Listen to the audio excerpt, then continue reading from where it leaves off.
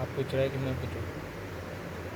Sir, what happened today in illegal laterite mining at Consule?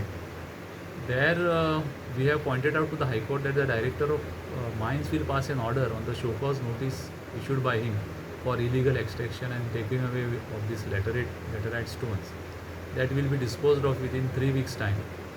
Then, insofar as responsibility, etc., of the Mines Department and the Police Department, that is being looked into, and even on that, a report will be filed in the High Court in next 4 weeks' time. ते हितून recovery कितली अशी estimate केल्या? See, estimated recovery is around 84 lakhs, and a show cause notice has been already issued on that basis, and that will be decided by the Director of Mines. Plus, insofar as this area is concerned, we are having a services of some 3 experts which are coming from out of the state. They will have an inspection and they will find out if there are any more such carvings which are required to be preserved in that area, and that is going to happen somewhere in the month of November. And also about the criminal case, sir.